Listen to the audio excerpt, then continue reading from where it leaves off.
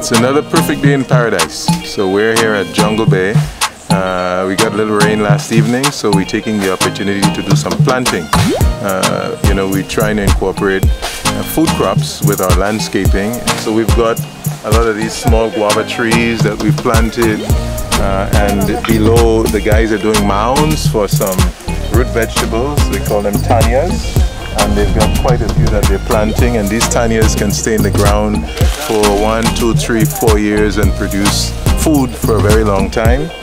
In between the tanias we have some cacao plants that we're planting, so those are going to get pretty tall, so you can kind of have the mix of the two. And we'll also plant some sorrel, which we'll get this Christmas. So we've got all of this going on, and yet, you know, beyond that, we've got a lot of guava trees, carambola trees. The avocado there is like absolutely loaded.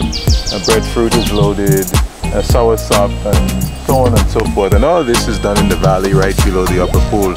So it's just showing that you can use whatever space you have, not just as landscaping, but to produce what you eat and do some farm-to-table fun stuff, which is what we like to do here at Jungle Bay. So actually they're near a patch of cassava, and I'll take you down and show you. We're going to uproot the cassava. You know, there are basically two types of cassavas. It's called yucca. There's the white cassava and the purple one. The purple one we grind and we dry it because the juice, the purple juice, is not good to consume, and that we use to make a flour.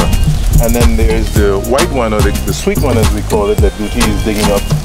And basically you just take these roots, these extended roots, and that's what all of this stuff, that's from the white cassava. It's great because you don't have to consume it all at one time.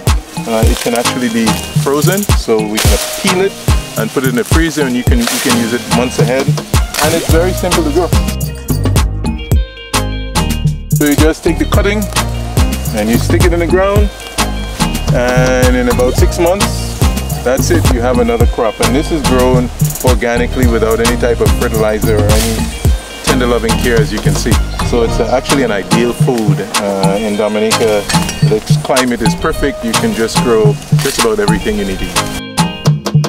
This is typically not what you expect to see a resort owner or developer doing. But to be honest, it's a heck of a lot more fun than trying to figure out, you know, in terms of the flow of traffic, and, you know, managing people all the time, and, you know, the counting, the paying bills and all that stuff. So this is kind of a nice release for me. So I enjoy being out here with the guys, digging up the soil and getting my hands dirty.